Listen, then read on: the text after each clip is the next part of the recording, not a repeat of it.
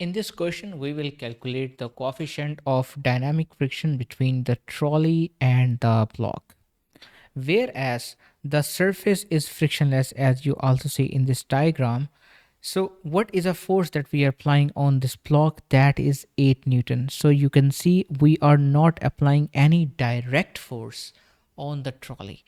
Due to this force and the other force, this trolley is accelerating as well. And what is its acceleration, which is clearly stated here, is 1 meter per second square.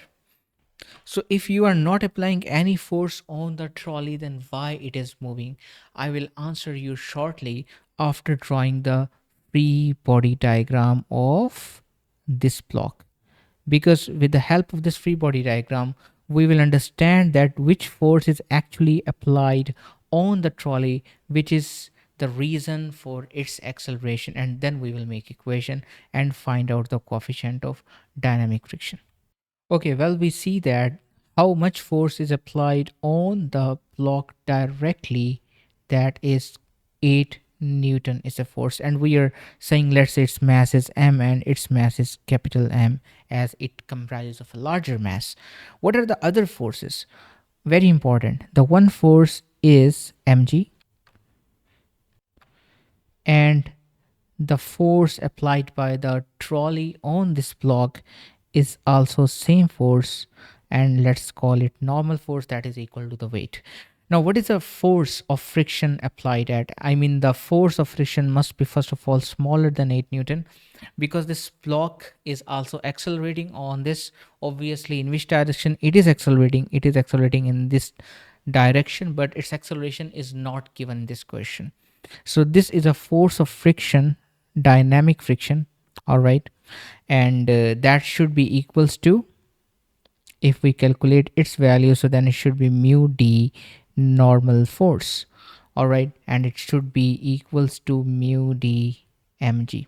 So you can write its, find its value, but as we don't have the value of mu d, so I will write it as it is.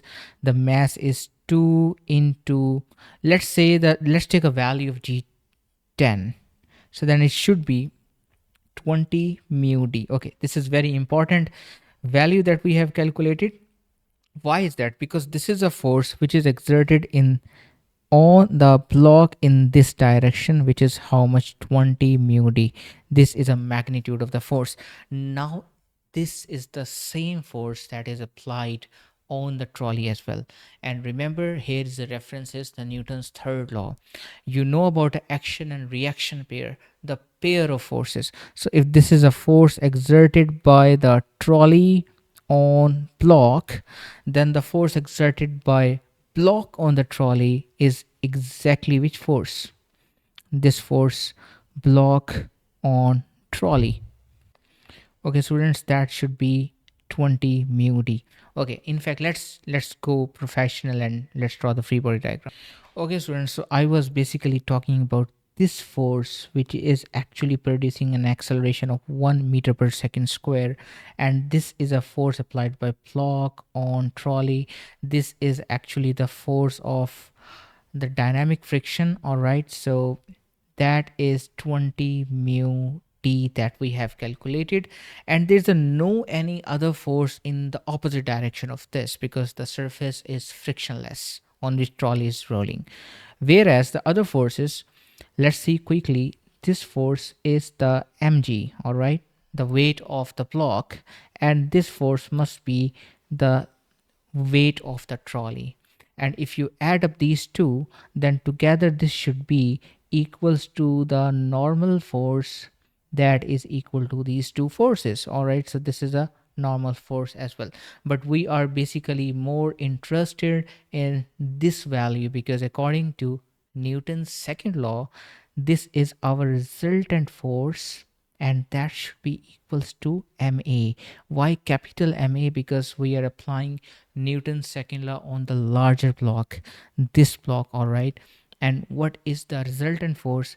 This is the 20 mu t is equals to, what is a mass of the larger block? That is 5, and acceleration is a, which is 1 in fact.